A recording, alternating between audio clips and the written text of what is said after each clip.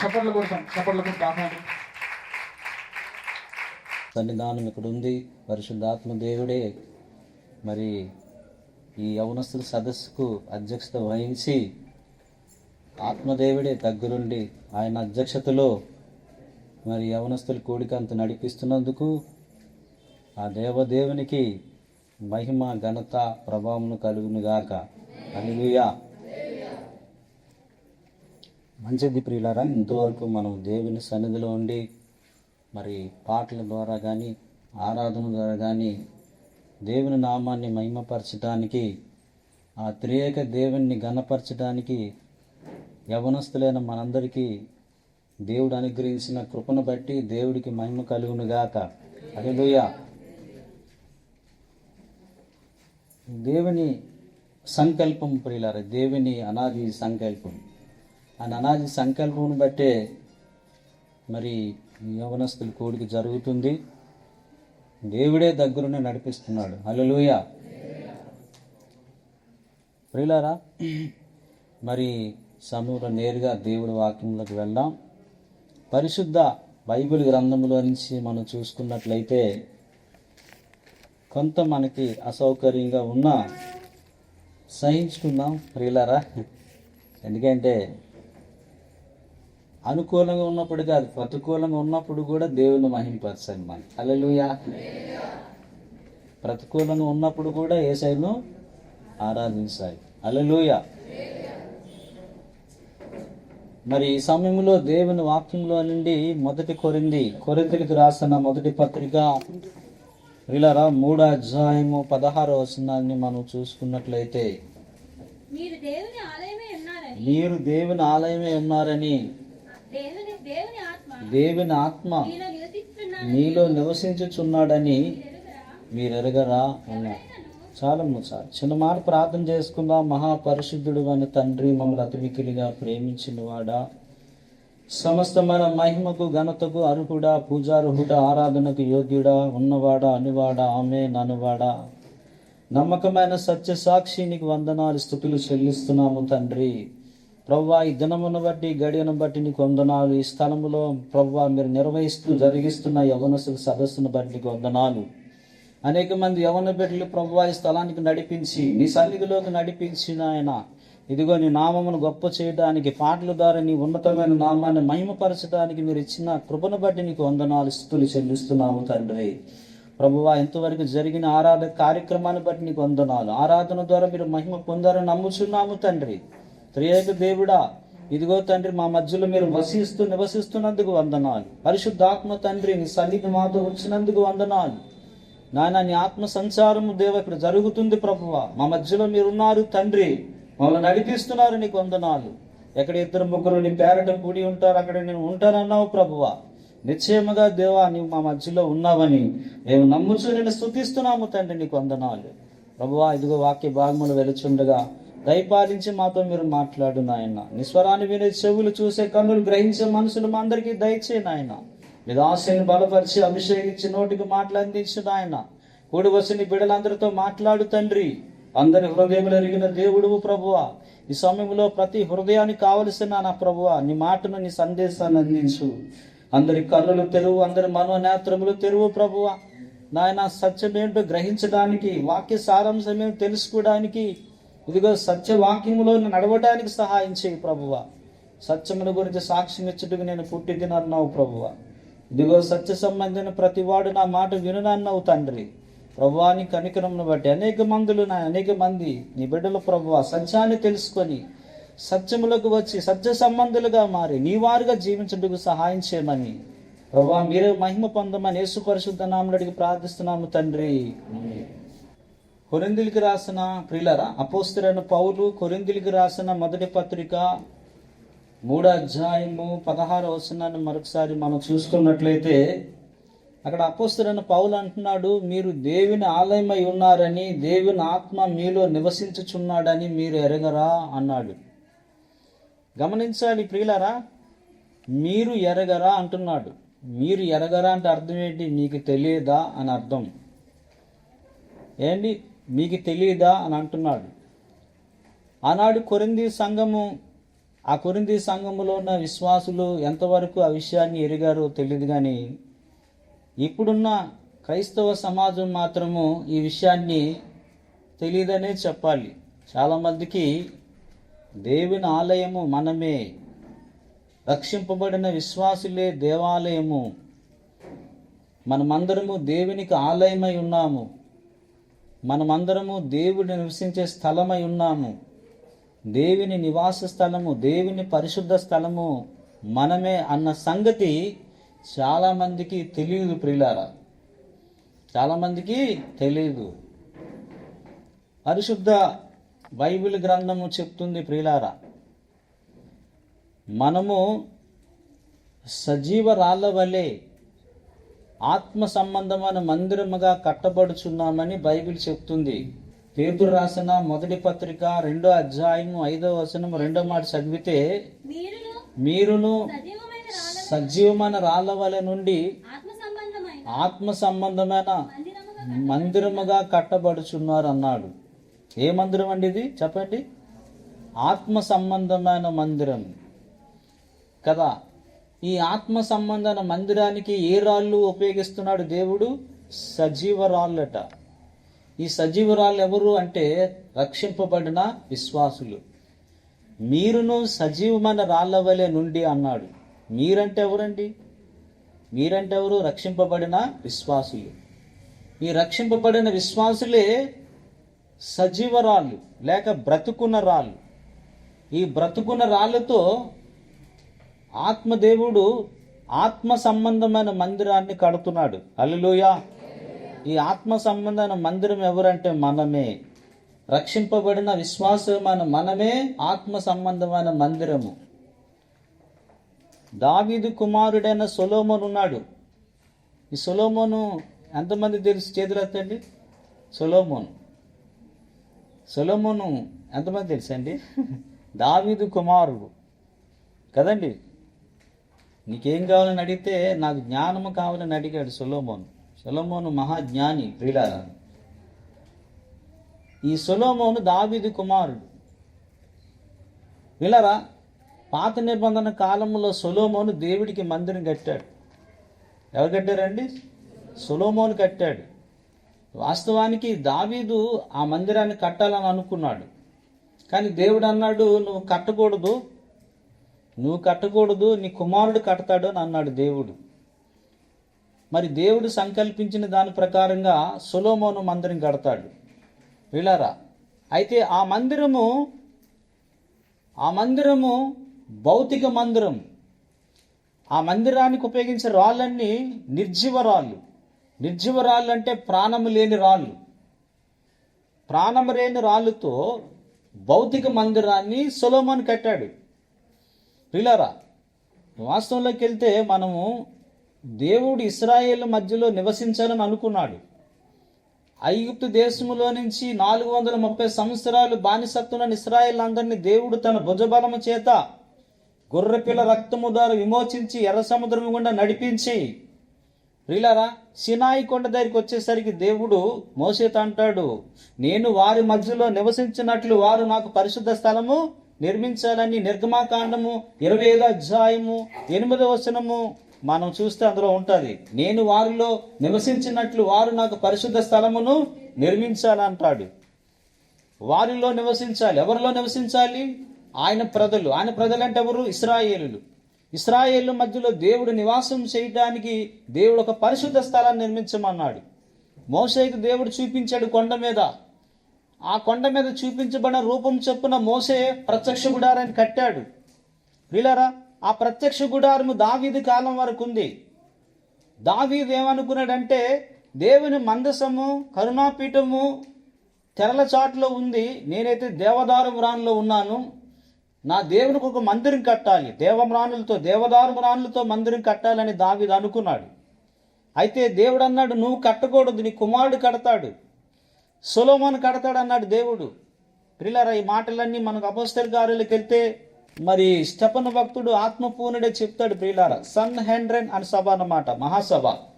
అందులో మనం చూస్తే 7వ అధ్యాయము 46వ వచనము, అతడు దేవుని దయ పొంది యాకోబు యొక్క దేవుని నివాస స్థలము.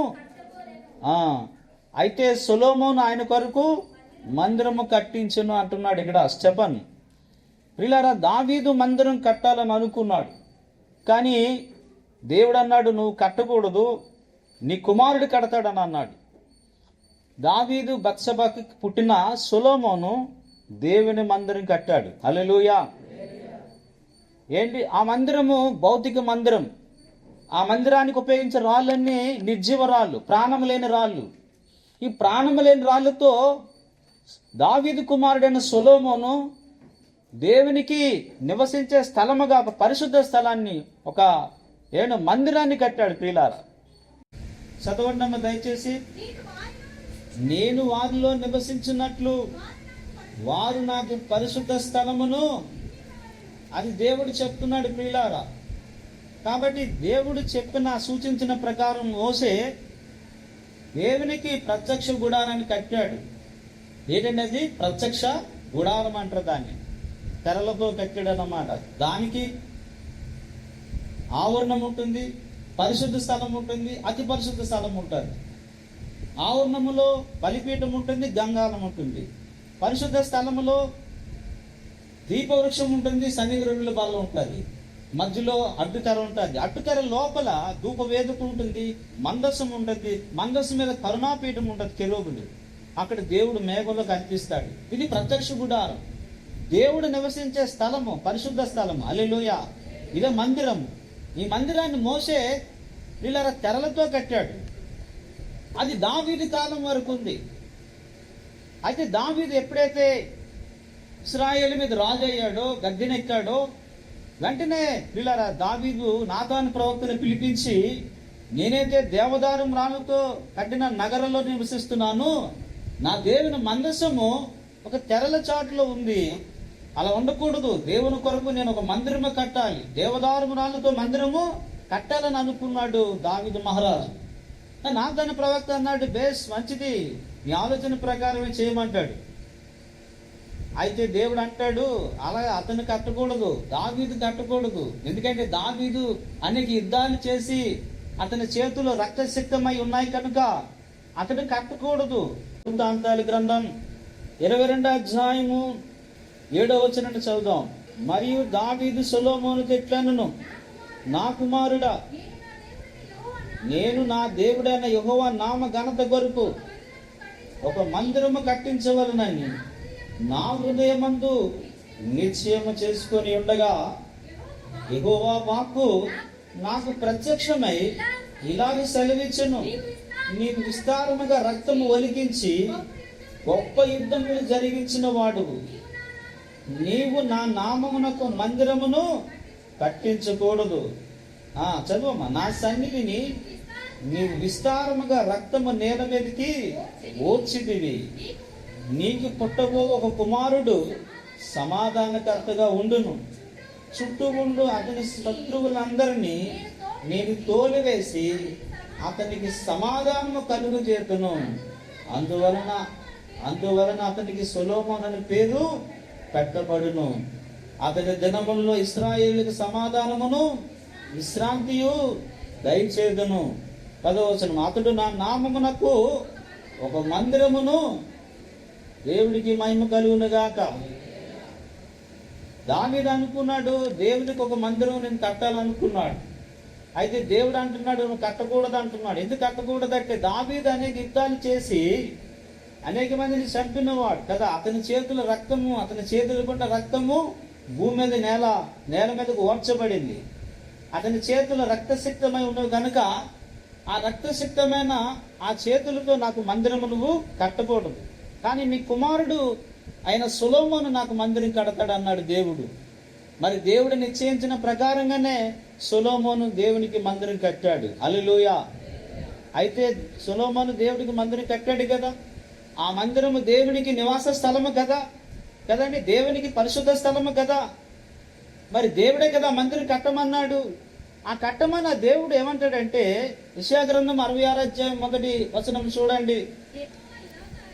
యెహోవా ఇలాగ ఆజ్ఞ ఇచ్చుచున్నాడు, ఆకాశము నా సింహాసనము, భూమి నా పాదపీఠము, మీరు నా నిమిత్తము కట్టునుద్దేశించు ఇల్లు ఏ పాటిది? మీరు నా కొరకు కట్టాలనుకున్న ఇల్లు లేక మందిరము ఏ పాటిది అని అంటున్నాడు ప్రియులారా. ఏమండి, కట్టమని చెప్పింది దేవుడే, కట్టమని చెప్పింది దేవుడే. దేవుడు సూచించిన ప్రకారంగా మోషే కట్టాడు, తెరలతో కట్టాడు. అది దావీదు కాలం వరకు ఉంది. దావీదు కట్టాలనుకున్నాడు, దేవుడు కట్టనివ్వలేదు. దావీదు కుమారుడైన సొలొమోను కట్టాడు. సొలొమోను కట్టిన తర్వాత మళ్ళీ దేవుడు యెషయా ప్రవక్త ఏమంటున్నాడండి, ఆకాశము నా సింహాసనం, భూమి నా పాదపీఠము, ఆకాశం ఆకాశములు పట్టజాలని వాడు నేను. నా కోసం ఎలాంటి మందిరం కడతారు, నా కోసం ఎలాంటి ఇల్లు కడతారు, మీరు కట్టే ఇల్లు నాకు ఏపాటిదని అంటున్నాడు దేవుడు కదా.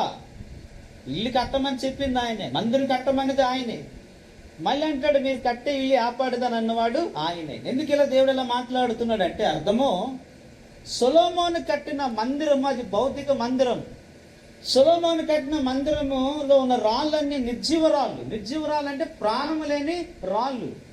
ఈ ప్రాణము లేని రాళ్ళతో భౌతిక మందిరాన్ని కట్టాడు సొలొమోను. ప్రియులారా, అయితే దేవుని ప్రణాళిక, దేవుని సంకల్పం ఏంటంటే ప్రియులారా, దేవుడు ఆత్మై ఉన్నాడు. దేవుడు ఏమై ఉన్నాడండి? ఆత్మై ఉన్నాడు. ఆయన ఆరాధించు వారు ఆత్మతోనూ సత్యముతోనూ ఆరాధించాలంటాడు యేసయ్య. దేవుడు ఆత్మస్వరూపి కాబట్టి ఆత్మస్వరూపైన దేవుడు రాళ్ల మధ్యలో మనుషుడు చేతులతో కట్టిన ఆలయములో దేవుడు నివాసము చేయుడు ప్రియులారా కదండి. మనుషుల చేతులతో కట్టిన ఆలయములో దేవుడు నివాసము చేయుడు. చూడండి, స్టెఫన్ చెప్తుంటాడు ఆ మాట, ఇంకా చూసాం కదా.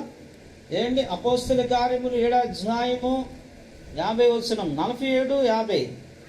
అయితే సొలొమోను ఆయన కొరకు మందిరము కట్టించెను, అయినను ఆకాశము నా సింహాసనము, భూమి నా పాదపీఠము, మీరు నా కొరకు ఎలాంటి మందిరము కట్టుదురు? నా విశ్రాంతి స్థలం ఏది?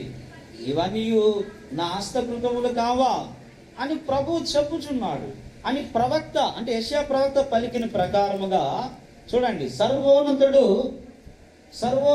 హస్తకృత్య ఆలయములలో, నాతో కలిసి చెప్పండి, సర్వోన్నతుడు హస్తకృత్య ఆలయములో నివసింపడు.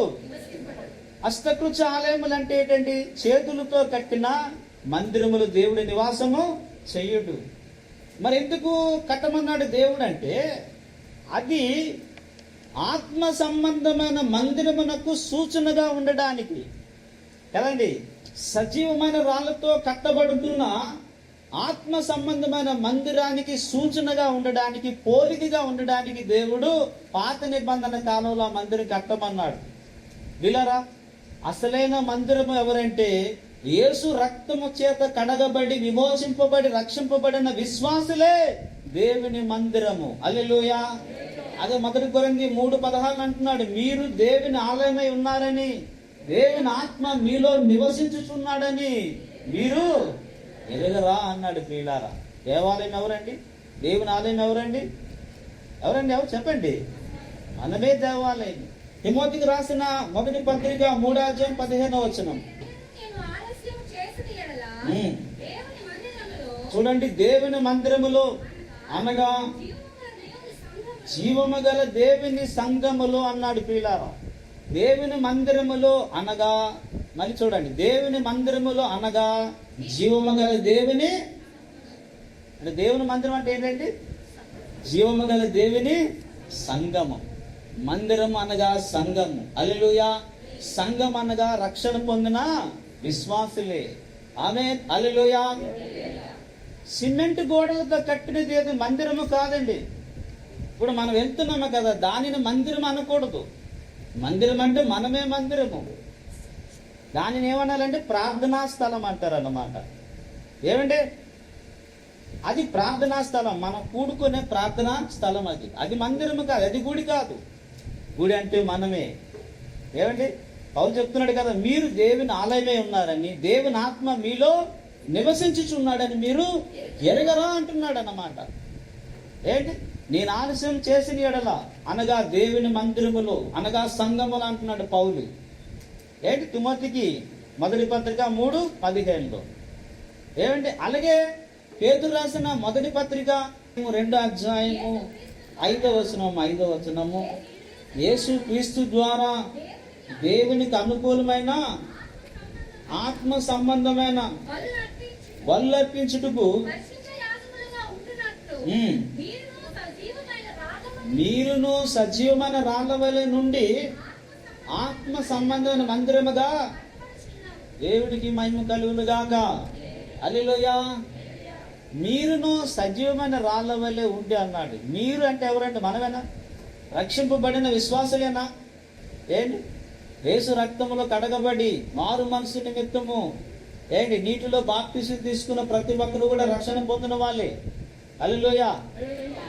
ఈ రక్షణ పొందిన విశ్వాసులు సజీవ రాళ్ళు అంటున్నాడు. ఏ రాళ్ళండి? సజీవ రాళ్ళు. సజీవరాళ్ళు అంటే ఏంటి? సజీవం అంటే ఏంటండి? సజీవం అంటే ఏంటి? బ్రతుకున్నది. నిర్జీవం అంటే మృతమైన చనిపోయిందని అర్థం. సజీవ రాళ్ళు అంటే బ్రతుకున్న రాళ్ళు కదండి. ఇవన్నీ రాళ్ళు అయితే ఈ రాళ్ళని బ్రతుకున్న రాళ్ళ ఏంటి? చనిపోయిన రాళ్ళ నిర్జీవ రాళ్ళు చెప్పండి. బ్రతుకున్న రాళ్ళు. ఈ బ్రతుకున్న రాళ్ళతో పరిశుద్ధాత్మ దేవుడు ఆత్మ సంబంధమైన మందిరంగా కడుతున్నాడు. హల్లెలూయా. ఆత్మ సంబంధమైన మందిరం ప్రియులారా. సొలొమోను కట్టింది ఏ మందిరం అనేది? భౌతిక సంబంధమైన మందిరం. సొలొమోను ఉపయోగించిన రాళ్ళని ఏ రాళ్ళండి? అవి నిర్జీవ రాళ్ళు కదా. ఈ సొలొమోన్ యేసు ప్రభు కూడా సొలొమోన్ అండి. ఎందుకంటే అక్కడ అందరం చదివాం కదా. మొదటి దినవృత్తాంతాలు 22 అధ్యాయం 8వ వచనం అంటాడు కదా, నీకు పుట్టబోయే కుమారుడు సమాధానకర్తగా ఉండును అన్నాడు కదా. యేసు ప్రభు ఏ పేరండి? సమాధానకర్త. హల్లెలూయా. యేసు ప్రభు ఎవరండి? దావీదు కుమారుడు. యేసు ప్రభు ఎవరు? దావీదు కుమారుడు. దావీదు కుమారుడు అంటే సొలొమోన్ అర్థం. దావీదు కుమారుడు అంటే మందిర నిర్మాణకుడు అని అర్థం. దావీదు కుమారుడు అంటే దావీదు సింహాసనం మీద కూర్చొని ఈ భూమి మీద 1000 సంవత్సరాలు పరిపాలన చేయవాడని అర్థం. హల్లెలూయా. అది ఇంకా జరగలేదు, భవిష్యత్తులో జరగబోతుంది. ఆమేన్. హల్లెలూయా. వాస్తవానికి క్రీస్తు దావీదు కుమారుడు కాడు. ఎందుకంటే దావీదు రక్తంలో పుట్టలేదు. అసలు ఆదాము రక్తం కానీ దావీదు రక్తం కానీ యేసయ్య లేదు. క్రీస్తు ఎవరండి? క్రీస్తు ఎవరు? దేవునితో సమానుడు. హల్లెలూయా. ఈ సర్వ సృష్టికి కారణభూతుడు ఆయన. కానీ దావీదు కుమారుడు అని అనిపించుకున్నాడు యేసయ్య. ప్రకటన గ్రంథం అంటాడు, నేను దావీదు సంతానం అని చెప్పుకుంటాడు యేసయ్య. ఎందుకలా చెప్పుకున్నాడంటే దావీదు కుమారుడు అంటే అర్థము మందిరమును కట్టువాడని అర్థం. హల్లెలూయా. ఈ మందిరము ఆత్మ సంబంధమైన మందిరం. ఈ మందిరములో ఉపయోగిస్తున్న రాళ్ళని సజీవ రాళ్ళు. ఆ బ్రతుకున్న రాళ్ళే మనం అందరము. హల్లెలూయా. ఇది వాస్తవం ప్రియులారా. ఇది సత్యం. ఇది మనం వెళ్తున్నవి అవి మందిరాలు కాదు. సిమెంట్ గోడలతో కట్టినవి మందిరాలు కాదండి. ఏంటంటే యేసు రక్తముతో విమోచింపబడి రక్షింపబడిన విశ్వాసులే మందిరము. పౌలు భక్తుడు ఖచ్చితంగా చెప్తున్నాడు, మీరు దేవుని ఆలయమై ఉన్నారని, దేవుని ఆత్మ మీలో నివసించుచున్నాడని మీరు ఎరగరా అన్నాడు అన్నమాట. ఈనాడు చాలా మందికి తెలియదు. మీరు ఎరగరా అంటే మీకు తెలియదా అంటున్నాడు పౌలు. చాలా మందికి తెలియట్లేదు. మనం వెళ్తున్నదే మందిరం అనుకుంటున్నారు. ఏమంటే దానిని అలా అనుకోవడంలో తప్పేం లేదండి. అక్కడ తప్పేం పొరపాటేం కాదనుకోండి. కానీ వాస్తవంగా అదేంటి ప్రార్థన స్థలం అది. అసలు వాస్తవం ఏంటంటే రక్షణ పొందిన విశ్వాసులే మందిరం అండి. ఈ విశ్వాసులనే మందిరములో శ్రీలారా ఆత్మదేవుడు నివాసం చేస్తున్నాడు. హల్లెలూయా. ఇప్పుడు మనం ఇక్కడ కూడుకున్నామంటే ఇప్పుడు మనం అందరము ఏమై ఉన్నాం చెప్పండి. ఏమై ఉన్నాం? దేవుని ఆత్మ సంబంధమైన మందిరం. మనం ఇక్కడ నుండి బీచ్కి వెళ్ళి కూడుకున్నాం అనుకోండి, అక్కడ కూడా మనం మందిరం అవుతాం. అడవిలోకి వెళ్ళి కూడుకున్నా మనం ఏమవుతాం చెప్పండి? మందిరం అవుతాం. హల్లెలూయా. ఇది ఆత్మ సంబంధమైన మందిరం. దేవుడి స్తోత్రం. హల్లెలూయా. వీళ్ళరా గమనించాలి, ఈ ఆత్మ సంబంధమైన మందిరము లేక ఇల్లు అనుకున్నాం. ఇల్లు వీళ్ళరా మీరు కట్టును ఉద్దేశించి ఇల్లు ఆపడిగా ఉన్నాడు కదా. ఈ ఇంటికి లేదంటే ఇల్లన్నా సంఘమన్నా ఒకటేనండి. మళ్ళీ మీరు వేరేరా అనుకోకూడదు. ఇల్లన్నా మనమే దేవుని ఇల్లు అంటాడు. మన దేవుని ఇంటి వల్ల కట్టబడుతున్నాం అంటాడు ఒక దగ్గర.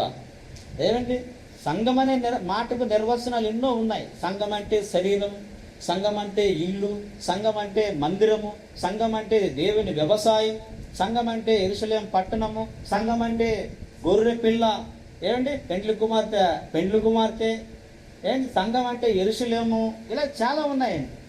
సంఘం అనే మాటకి నిర్వచనాలు చాలా ఉన్నాయి బైబిల్లో. అయితే ఇక్కడ మనం గమనించినట్లయితే ఏంటి, మనము మందిరముగా కట్టబడుతున్నామండి, ఆత్మ సంబంధమైన మందిరముగా, లేదా ఇంటి వల్లే కట్టబడుతున్నామండి. అయితే ఇక్కడ పాయింట్ ఏంటంటే వీళ్ళరా, ప్రతి ఇంటికి, ప్రతి మందిరానికి ఏముంటాయండి? ముందు కిందన ఏముంటాయండి? పునాదులు ఉంటాయి. చెప్పండి, పునాదులు ఉంటాయి. పునాదుల మీద ఇల్లు కడతారు, పునాదుల మీద మందిరం కడతారు వీళ్ళారా. దానికి దేవుడు మనకి స్పష్టంగా చూపిస్తున్నాడు వీళ్ళారా. 2 దినవృత్తాంతాల గ్రంథము 3వ అధ్యాయము 3వ వచనం చూడండి. దేవుని మందిరమునకు సొలొమోను, దేవుని మందిరానికి సొలొమోను ఏం ఏర్పరిచాడండి? పునాదులు ఏర్పరిచాడట. ఎందుకంత ఎక్స్పెషల్లీ ప్రత్యేకంగా ఎందుకు చెప్పాడు? దేవుని మందిరానికి పునాదులు వేసాడని ఎందుకు చెప్పాడు? పునాది లేకుండా ఇల్లు కడతారా? చెప్పండి. పునాది లేకుండా మందిరం కడతారా? ఒకవేళ అలా కడితే ఆ మందిరం కానీ ఇల్లుగా నిలబడుతుందా? చెప్పండి. నిలబడదు కదా, పునాదులు వేయాలి కదా. పునాదులు వేసి కదా ఇల్లు కడతారు. చెప్పండి. మన ఇంటి వల్ల కట్టబడుతున్నామట. కొలసి పత్రిక చూడండి దయచేసి. కొలసీలు రాసిన పత్రిక 2వ అధ్యాయం 6వ వచనం.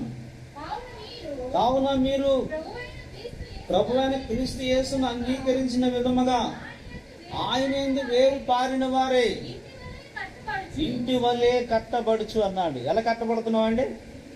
చెప్పండి, ఎలా కట్టబడుతున్నాము? ఇంటి వల్లే కట్టబడుతున్నామండి. మనం దేవుని ఇల్లు, మనం దేవుని ఇల్లు అయి ఉన్నాము. ఎఫెసీయులకు రాసిన పత్రిక 2వ అధ్యాయం చూడండి 19. కాబట్టి మీరు ఇక మీదట పరజనులను పరదేశులై ఉండక పరిశుద్ధులతో ఏక పట్టణస్థులు దేవుని ఇంటి వారే ఉన్నాం. మనం ఏమై ఉన్నామండి? దేవుని ఇంటి వారము, దేవుని ఇల్లు అయి ఉన్నాము. ఇల్లు వల్లే కట్టబడుతున్నామండి. చెప్పండి, ఇంటి వల్లే మన ఇంటి వల్లే కట్టబడుతున్నాం కదా. మరి ఆ ఇంటికి కానీ లేక ఆ మందిరానికి కానీ ఏముంటాయట?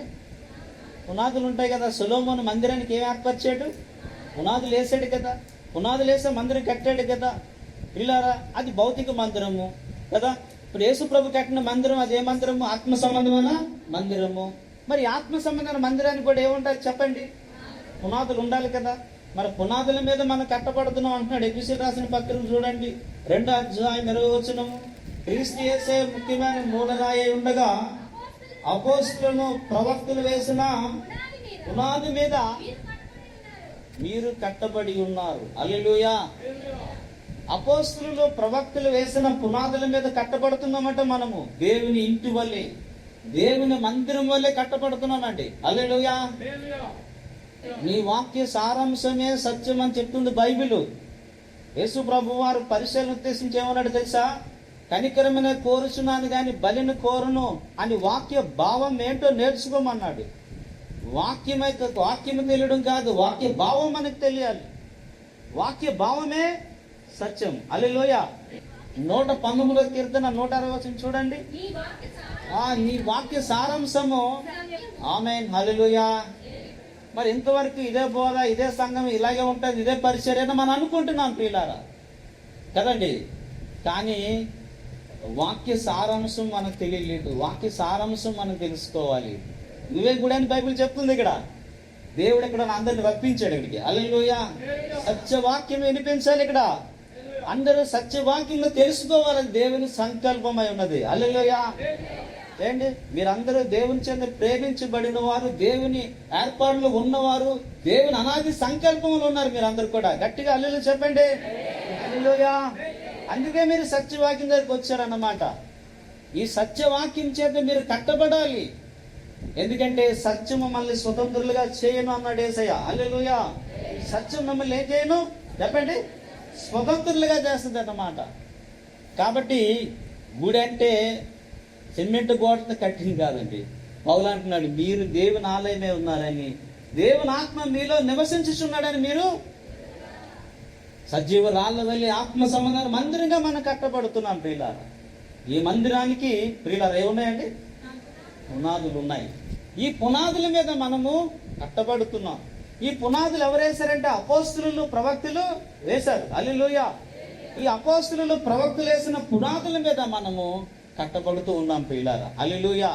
అందుకే పునాదులు ఏంటి కదండి, ఆత్మ సంబంధమైన మందిరానికి వేసిన పునాదులు ఏంటంటే హెబ్రీ పత్రిక చూడండి 6వ అధ్యాయం 2వ వచనములు అంటారు,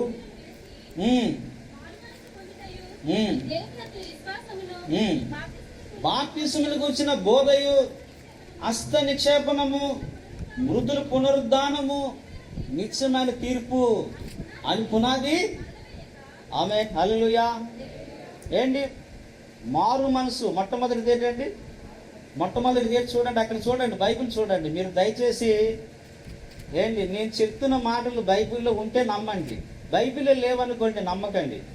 బెరియా గ్రామానికి పౌలు వెళ్ళి వాక్యం చెప్తుంటే ఆ బెరియా గ్రామస్తులు పౌలు చెప్పిన లేఖనాలు అలా ఉన్నాయో లేవో ఇంటికి వెళ్ళి పరిశీలించారట. అర్థమవుతుందండి? వాక్యమును ప్రేమించాలి, వాక్యమే దేవుడు. హల్లెలూయా. వాక్యమును గౌరవించండి, ఈ వాక్య సత్యమే మిమ్మల్ని స్వతంత్రులుగా చేస్తుంది. హల్లెలూయా. కాబట్టి బంధకాలు ఇవన్నీ తెంచుకొని బయటికి రండి. దేవుడు స్తోత్రం కలిగిన గాక. హల్లెలూయా. ఇదే వాక్యము ఇలాగే ఉంటుందని అనుకోకండి. అది భ్రమపరిస్తే ఆత్మ, అది భ్రమపరిచి భ్రమలో బ్రతికాం కొంతకాలం మనము. అయితే మీరందరూ దేవుని ప్రణాళికలో ఉన్నారు, దేవుని ఏర్పాట్లో ఉన్నారు, దేవుని అనాది సంకల్పంలో ఉన్నారు. కాబట్టి ఈ దినాన మిమ్మల్ని అందరినీ దేవుడు సత్యవాక్యం దగ్గర నడిపించడండి. హల్లెలూయా. ఈ దినాన మీరు సత్యవాక్యం వినడము దేవుని చిత్తమై ఉన్నది. హల్లెలూయా. హల్లెలూయా. ఏంటి మీరందరూ సత్యం తెలుసుకోవడం దేవుడి చిత్తం ప్రియులారా. దేవుడి స్తోత్రం అండి. ఇక్కడ గమనించండి ప్రియులారా, అపోస్తలులు ప్రవక్తలేసిన పునాదుల మీద ఏమండి మనం మందిరంగా కట్టబడుతున్నాం, ఇల్లులా కట్టబడుతున్నాం. ఏంటి ఇది దేవుని ఇల్లులా కట్టబడుతున్నాం, మనం ఇంటి వల్ల కట్టబడుతున్నాం, ఆత్మ సంబంధమైన మందిరంగా కట్టబడుతున్నాం అండి. ఈ మందిరానికి ప్రియులారా అపోస్తలులు ప్రవక్తలు పునాదులు వేస్తారు. ఆ పునాదులు హెబ్రీ పత్రిక 6వ అధ్యాయంలో చెప్తున్నాడు. మారు మనసు అనే పునాది, విశ్వాసం అనే పునాది, తర్వాత అండి బాప్తిస్మములకు కూర్చున్న బోధ అని పునాది, తర్వాత అండి హస్త నిక్షేపణ పునాది, తర్వాత నిత్యమైన చెప్పండి మృతుల పునరుద్ధరణ పునాది, తర్వాత నిత్యమైన తీర్పు. వీళ్ళ 6 పునాదులు. ఇంకొక పునాది రాయి ఉందండి, యేసు ప్రభు ముఖ్యమైన మూలరాయి. మొత్తం 7 రాళ్ళు ప్రియులారా. 7 పునాది రాళ్ళతో మందిరం కట్టబడుతుంది ప్రియులారా. హల్లెలూయా. మనం పునాది మీద కట్టబడాలండి. చెప్పండి, పునాది మీద మనము కట్టబడాలి. కొలస్సీ పత్రిక 1వ అధ్యాయంలోకి వెళ్తే 23వ వచనము, పునాది మీద కట్టబడిన వారే చాలమ్మా, పునాది మీద కట్టబడిన వారే స్థిరంగా ఉండాలట. మనము దేని మీద కట్టబడాలండి? పునాది మీద. ఆ పునాదులు ఎవరు వేశారు? అపోస్తలులు ప్రవక్తలు వేశారు కదా. ఆ పునాదులు ఏంటి? మారు మనసు, తర్వాత విశ్వాసము, తర్వాత బాప్తిస్మమును గురించిన బోధ, తర్వాత హస్త నిక్షేపం, తర్వాత మృతుల పునరుద్ధానం, తర్వాత ఏంటి నిత్యమైన తీర్పు. ఇంకొక పునాది రాయింది, ఎవరంటే ఆయన యేసుక్రీస్తు. హల్లెలూయా. ఈ 7 పునాది రాళ్ళ మీద అపోస్తలులు ప్రవక్తలు ఈ ఆత్మ సంబంధమైన మందిరాలు కడుతున్నారు ప్రియులారా. అంటే ఈ పునాది రాళ్ళు అంటే ఏంటంటే మారు మనసు అంటే ఏంటి? బోధది. ఏంటి విశ్వాసం అంటే ఏంటంటే బోధది, అంతే కదా. బాప్తిసాల గురించిన బోధ అన్నాడు కదా అక్కడ. హస్త నిక్షేపణం అంటే బోధ ప్రియులారా. మృతుల పునరుద్ధానం అంటే యేసు రాకడలో అందరూ ఎత్తబడతారు అన్నమాట. తర్వాత నిత్యమైన తీర్పు.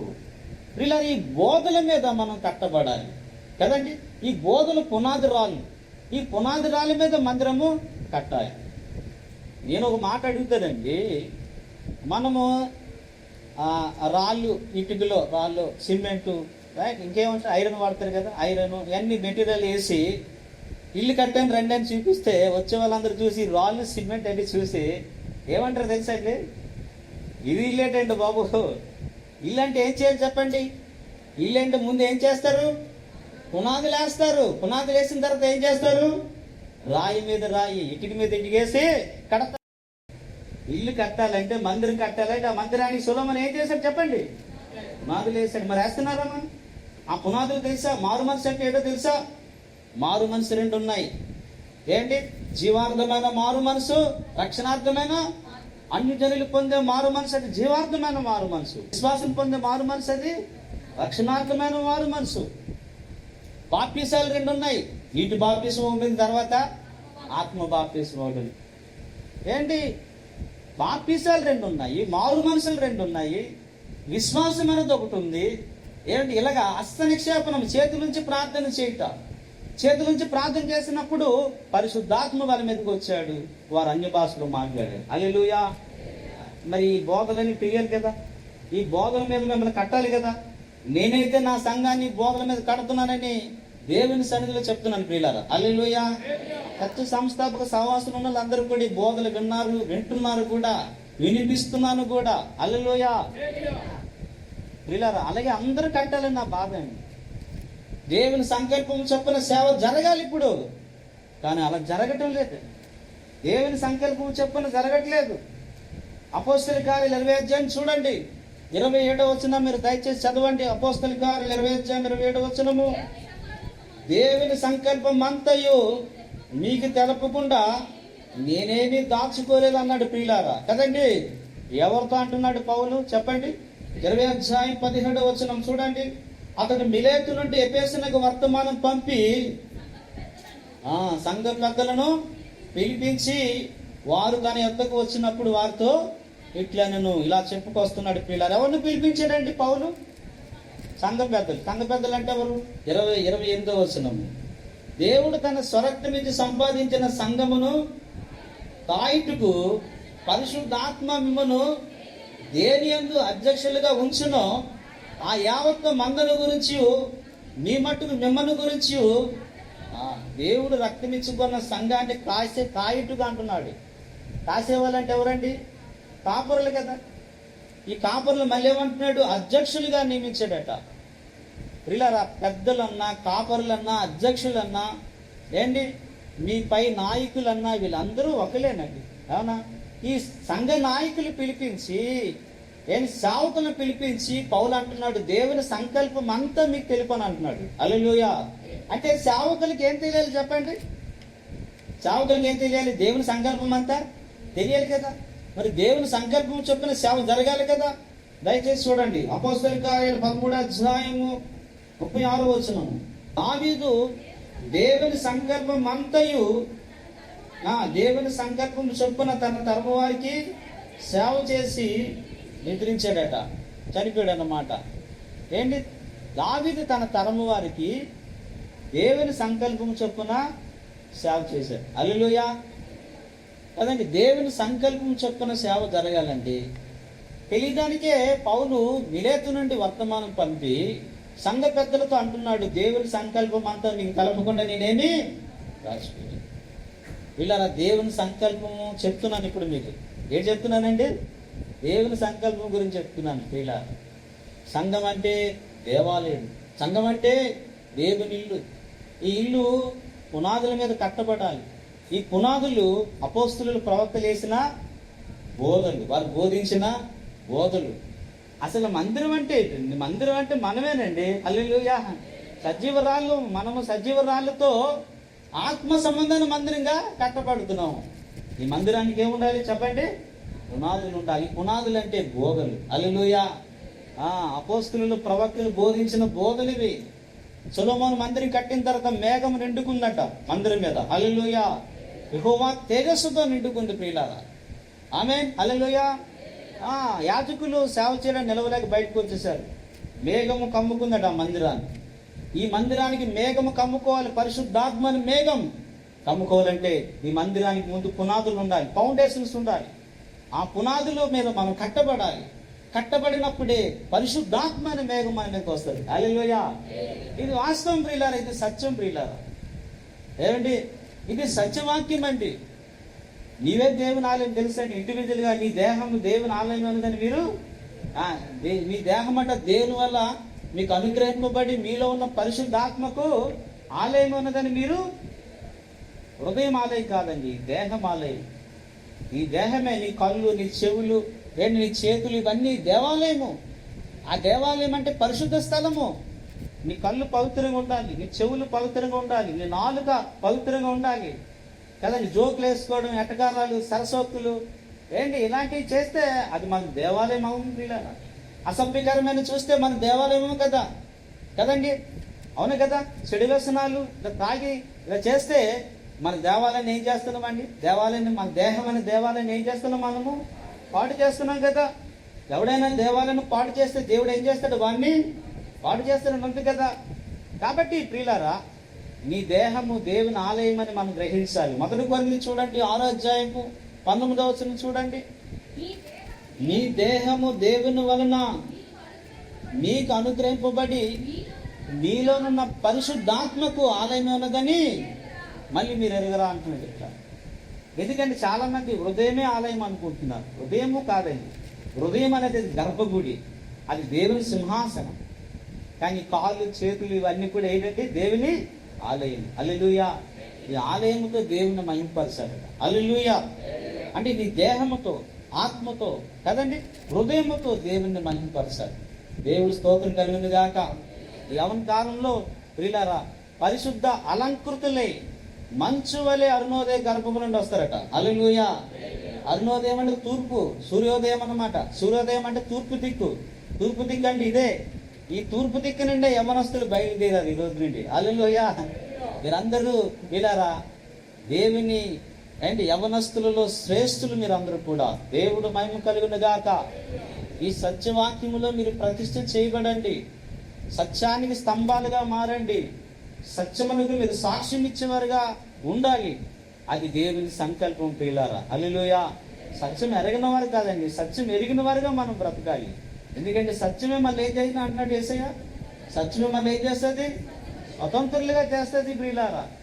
సత్యం మనకి తెలియకపోతే ఇంకా మనం దాసులమే, దాస్యాన్ని కాడి కింద మనం ఉంటామండి. కానీ యేసు ప్రభు మళ్ళీ దాసులుగా కాదండి, స్వతంత్రులుగా చేయడానికి వచ్చాడు. హల్లెలూయా. ఇంకా పాపమని కాడి కింద మనం ఉండకూడదు. ఈ దేహమే ఒక టెంపుల్, ఒక ఆలయము. ఈ దేహం అనే ఆలయముతో మనం దేవుడిని ఏం చేయాలి చెప్పండి? మహిమపరచాలి. హల్లెలూయా. ఎలా ఉంది నీ నాలుక, ఎలాగుంది నోరు, ఎలాగుంది నీ చెవులు, ఎలా వాడుతున్నావు నీ కళ్ళు, ఎలా వాడుతున్నావు నీ సెల్ ఫోన్ తెరిచి ఏం చూస్తున్నావు కదండి. మీ కళ్ళు దేవాలయం అని తెలుసా? దేహం మనకు దీపం ఏంటండి? దేహానికి దీపం ఏంటి చెప్పండి? కన్ను. కన్ను తేటగా ఉంటే నీ దేహం అంతా వెలుగే ఉంటుంది. ఈ కన్ను చెడిపోతే ఈ దేహం అంతా ఏమవుతుంది చెప్పండి? చీకటి అయిపోతుంది. కనుక ఈ కళ్ళు దేవాలయము, ఈ చెవులు దేవాలయము, ఈ నాలుక దేవాలయము, చేతులు, ఈ కాళ్ళని దేవాలయం ప్రియులారా. ఈ దేహం అనే ఆలయముతో దేవుని మహింపడదాం. హల్లెలూయా. అందుకొరికే దేవుడు చీకటిలో ఉన్న మిమ్మల్ని ఆశ్చర్యకరమైన తన వెలుగులో పిలిచాడు. హల్లెలూయా. పాపం అనే దాస్య కింద ఉన్న మనల్ని ఆయన శిలువ రక్తము చేత మిమ్మల్ని విమోచించి సత్యవాక్యముతో మిమ్మల్ని కన్నాడు. హల్లెలూయా. ఏ వాక్యంతో చెప్పండి? ఏ వాక్యం అంటే? సత్యవాక్యం. సత్యవాక్యం. చూడండి యాకోబు రాసిన పత్రిక 1వ అధ్యాయంలోకి వెళ్తే 18వ వచనం. ఆయన తాను సృష్టించిన వాటిలో మనము ప్రథమ ఫలముగా ఉండినట్లు సత్యవాక్యం వలన మనలను తన సంకల్ప ప్రకారము దేవుడు మహిమ కలుగును గాక. వాక్యం ద్వారా కన్నాడు. మన వాక్యం ద్వారా పుట్టామండి. దేవుని వాక్యమైన అక్షయ బీజం నుండి మనం పుట్టాం ప్రియులారా. ఆమేన్. హల్లెలూయా. వాక్యం ద్వారా విశ్వాసత కలిగింది. అలాగే రెండోసారి మనం పుట్టామంటే వాక్యం ద్వారా పుట్టాం మనం. హల్లెలూయా. ఈ వాక్యమైన బీజము విత్తనము ద్వారా మనం పుట్టామండి. ఈ వాక్యమైన పాలు ద్వారా మనం ఆత్మీయ జీవితాలు ఎదగాలి. హల్లెలూయా. ఈ వాక్యమే నీకు అర్థంలా ఉంటుంది అన్నమాట. దేవుడి స్తోత్రం అండి. ఈ వాక్యమే నీకు దీపముగా ఉంటుంది కదా. వాక్యం మన పాదాలకు దీపము, మన త్రోవలకు వెలుగై ఉన్నది.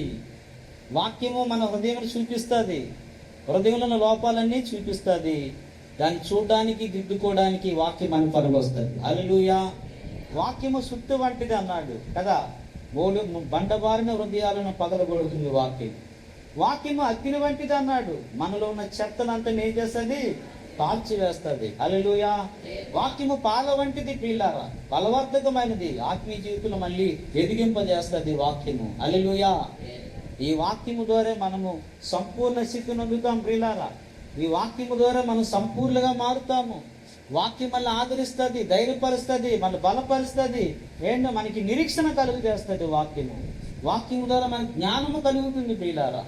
దేవుని వాక్యమందు దేవారాత్రులు ధ్యానించేవారు ఏమవుతారండి? ధన్యులు, ధన్యులు ప్రియులారా. అతడట ఆకు వాడిక తన కాలమందు ఫలమిచ్చు పిల్ల ఉంటారు ప్రియులారా. వారు చేయనిదంతయు సఫల మగునని దేవుడు వాక్యం చదివిస్తుంది. కాబట్టి ప్రియులారా, సత్యవాక్యమును మీరు తెలుసుకోండి. సత్యవాక్యములో మీరు నడవండి ప్రియులారా. దేవాలయం అంటే మనము ఏమండి? ఆత్మ సంబంధమైన మందిరం అంటే మనము. ఈ మందిరానికి పునాదులు ఉన్నాయి. ఆ పునాదులు ఆది అపోస్తులు వేశారు. మనం అపోస్తుల బోధలు నడాలి. ఆ బోధలు ఏంటంటే మొట్టమొదటిది చెప్పండి, మారు మనసు, తర్వాత విశ్వాసము, తర్వాత బాప్తిస్మముల గురించిన బోధ, తర్వాత హస్త నిక్షేపణము, తర్వాత మృతుల పునరుద్ధానము, తర్వాత నిత్యమైన తీర్పు. ఈ పునాదులు ఉన్నాయి. యేసుక్రీస్తు అనే పునాదు రాయింది. ఇలాగ ఈ బోధలు మనకు తెలియాలి. ఈ బోధల మీద మనము ఇంటి వలె కట్టబడాలి. ఆత్మ సంబంధమైన మందిరంగా కట్టబడాలి. అలా కట్టబడినప్పుడే ఆత్మ మేఘం మన మీద దిగొస్తుంది. హల్లెలూయా. యెహోవా తేజస్సుతో మనం నింపబడతాం. దేవుని మహిమ మనలోంచి కనబడుతుంది. చూసే వాళ్ళందరూ కూడా మనలోని క్రీస్తుని చూస్తారు. హల్లెలూయా. మనలోని యేసయ్యను చూస్తారు. ప్రియులారా, యేసయ్యకు ప్రతిబింబాలుగా మనం మారుతాం. అదృశ్య దేవుని స్వరూపం క్రీస్తు అయితే క్రీస్తుకు ప్రతిబింబాలు మనం అవుతాం. హల్లెలూయా. కనుక మీరందరూ సత్యవాక్యం వినండి, పునాదుల గురించి తెలుసుకోండి. ఈ పునాదుల బోధ మీకు తెలిస్తేనే మీరు మందిరం అవుతారు, దేవుని ఇల్లు అవుతారు. ఈ పునాదుల బోధ అక్కడ లేదనుకోండి, మీరు మందిరంగా కట్టబడలేరు. ఆత్మమేఘం మన మీద దిగి రాడు. ప్రియులారా, దేవుని మహిమతో మనము నింపబడలేము ప్రియులారా. కనుక మీరందరూ అపోస్తలులు ప్రవక్తలు వేసిన పునాదుల మీద కట్టబడండి. పేతురు వాక్యం విని 3,000 మంది రక్షణ పొందారు కదా. ఆ 3,000 మంది అపోస్తలుల బోధలోను, సహవాసములోను, రొట్టె విరుచుడులోను, ప్రార్థన చేయడంలోను ఎడతెగక ఉన్నారు. హల్లెలూయా. కాబట్టి అపోస్తలుల బోధలో మనం వెళ్ళాలి. అపోస్తలుల బోధే వీళ్ళ వాక్య సారాంశం. హల్లెలూయా. అపోస్తలుల బోధే సత్యవాక్యము ప్రియులారా. ఈ సత్యవాక్యం మళ్ళీ స్వతంత్రులుగా చేస్తుంది. ఈ సత్యవాక్యం మళ్ళీ సంపూర్ణ స్థితిలోకి నడిపిస్తుంది. ఈ సత్యవాక్యమే క్రీస్తు స్వరూపంలోకి మారుస్తుంది. ఈ సత్యవాక్యమే మళ్ళీ నిత్య మహిమలో తీసుకెళ్తుంది. హల్లెలూయా. ఈ సత్యవాక్యమే మళ్ళీ సింహాసన వారసులుగా చేస్తుంది. ఈ సత్యవాక్యమే క్రీస్తు కూడా యుగ యుగములు పరిపాలన చేసేలా చేస్తుంది. హల్లెలూయా. కనుక ప్రియులారా, తన నిత్య మహిమ క్రీస్తునందు దేవుడు మనకు పిలుస్తున్నాడు. ఆ నిత్య మహిమలో మనం చేరాలంటే సత్యవాక్యంలో మనం నడాలి. సత్యమే మళ్ళీ ఆ నిత్య మహిమలో చేస్తుంది. సత్యమే ప్రియులారా క్రీస్తు కూడా మళ్ళీ రాజ్యం చేసేలా చేస్తుంది. ఆ సింహాసనం మీద కూర్చొని యుగ యుగములు దేవదూతలకు తీర్పు తీరుస్తాము. 1000 ఏళ్ల పరిపాలన లోకానికి తీర్పు తీరుస్తామని బైబిల్ చెప్తుంది. హల్లెలూయా. మనం లోకానికి తీర్పు తీరుస్తామన్నది బైబిల్లో. మనం దేవదూతలకు తీర్పు తీరుస్తామన్నది బైబిల్లో ప్రియులారా. ఎందుకంటే మనం రాజులము, ఈ రాజులకు రాజు యేసయ్య. హల్లెలూయా. ఆ రారాజు త్వరలో వస్తున్నాడు. ఈ రాజులందరితో ఈ లోకంలో 1000 ఏళ్ల పరిపాలన చేయడానికి వస్తున్నాడు. ఇది సత్యవాక్యం ప్రియులారా. హల్లెలూయా. సత్యవాక్యం వినండి, సత్యమందు ప్రతిష్ట చేయబడండి, సత్యానికి సాక్షులు కండి. దేవుడు మీ అందరినీ దీవించునుగాక, ఆశీర్వదించునుగాక. కొద్ది మాటలు దేవుడు మన వినికిడిలో దీవించునుగాక. ప్రార్థన చేసుకుందామండి. ప్రార్థన చేసుకొని మనం నెక్స్ట్ లంచ్లోకి వెళ్దాం. ప్రార్థన చేసుకుందాం. అందరూ కూడా తలలో వంచండి. దేవునికి స్తోత్రం. మొదటి సెక్షన్ చివరి ప్రార్థన చేసుకుందాం. మన మధ్యలో ఉన్న ఓపెన్ మినిస్ట్రీస్ ఇంటర్నేషనల్ అగాపే సంపూర్ణ సువార్త సంఘం మరిపాలెం బ్రాంచ్లో ఉన్న దైవజనుడు పాస్టర్ థామస్ గారు వచ్చి ఈ మొదటి సెక్షన్ని ముగింపు ప్రార్థనతో ముగిస్తారు. మన కాంతలేదు ఇప్పటి వరకు తండ్రి నైనా యవనస్తుని భూమికలో నీ వాక్యం ద్వారా మాతో మాట్లాడినందుకు వందనాలు, స్తోత్రాలు. మీరు దేవుని ఆలయమై ఉన్నారని దేవా తండ్రి ఎన్నో తండ్రి ఆత్మ సంబంధమైన విషయాలు సజీవరాలుగా తండ్రి ఆత్మ సంబంధమైన మందిరముగా మేమందరము కట్టబడాలని దేవా సార్వత్రిక క్రీస్తు సంఘము ప్రతి స్థానిక సంఘము తండ్రి నేను అపోస్తలులు ప్రవక్తలు వేసిన పునాది మీద కట్టబడాలని దేవుని సంకల్పం అంతా తండ్రి భూమి మీద తెలుసుకోవాలని నీ దాసుని ద్వారా మాతో మాట్లాడినందుకు, నీ దాసుని యొక్క ప్రకటించిన వాక్యం ద్వారా మమ్మల్ని వెలిగించినందుకు స్తోత్రాలు తండ్రి నాయన. దేవా స్తోత్రం. మరి విన్న వాక్యాన్ని బట్టి తండ్రి నాయన, ఆ విన్న వాక్యాన్ని ఏ ఒక్కరు మరిచిపోకుండా తండ్రి నాయన, దేవా తండ్రి నీకే తండ్రి నాయన మేమే ఒక మందిరముగా మారడానికి సహాయం చేయండి నాయన. పరిశుద్ధ స్థలముగా మారడానికి సహాయం చేయండి నాయన. వధువు సంఘముగా మారడానికి నాయన, దేవుని సైన్యముగా మారడానికి నాయన, యెరూషలేముగా మారడానికి ప్రభువా నాయన అట్టి రీతిగా తండ్రి నాయన కూడి వచ్చిన ప్రతి యవనస్తుని మీ ఆత్మతో అభిషేకించండి నాయన. నీ వాక్యం ద్వారా దర్శించండి, నీ వాక్యం ద్వారా వెలిగించండి, నీ వాక్యం ద్వారా ప్రతి ఒక్కరిని మండించండి, నీ వాక్యం ద్వారా ప్రతి ఒక్కరి యొక్క మనస్సును రేపమని ప్రార్థన చేస్తూ నాయన, నీ వాక్యం ద్వారా వారిలో కార్యసిద్ధిని కలుగు చేయండి నాయన. ఈ వాక్యం ద్వారా ప్రతి ఒక్కరిని పురుకొల్పమని దేవా, ఈ తరంలో దేవుని సంకల్పం ఏంటి, దేవుని ఆలోచన ఏంటి, దేవుని చిత్తం ఏమిటి నా తండ్రి, నేను ప్రతి ఒక్కరూ తెలుసుకుని సత్యమునందు ప్రతిష్ఠించబడటానికి వాక్య సారాంశాన్ని నమ్మడానికి సహాయం చేయమని సమస్త మహిమా ఘనత ప్రభావం మీకు ఆరోపిస్తూ ప్రభువును రక్షకుడైన యేసుక్రీస్తు నామమున ప్రార్థించి స్తుతించి పరిశుద్ధాత్మ సహాయముతో అడిగి వేడుకుంటున్నాను పరమ తండ్రి. ఆమేన్. ఆమేన్.